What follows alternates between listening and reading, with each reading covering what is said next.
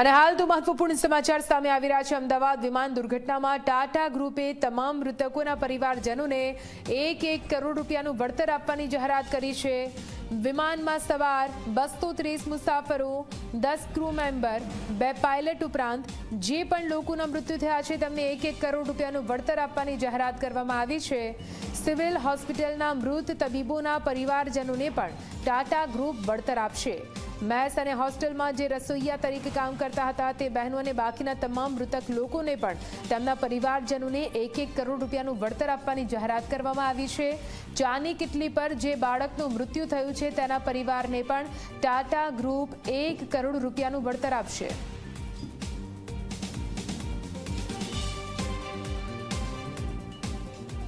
તો આપને જણાવી દઈએ, આ પહેલા જેટલા પણ મૃતકો છે તેમાંથી માત્ર પ્લેનમાં સવાર યાત્રિકો માટે જ ટાટા ગ્રુપ દ્વારા 1 કરોડની જાહેરાત કરવામાં આવી હતી।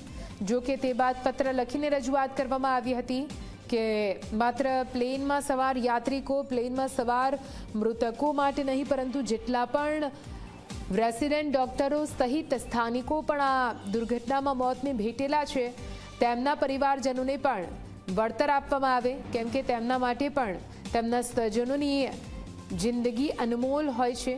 તેનું વળતર જરૂરથી આપવામાં આવે તેવી વિનંતી અને રજૂઆત કરવામાં આવી હતી। એ વિનંતી સ્વીકારતા ટાટા ગ્રુપે આ મોટી જાહેરાત કરી છે।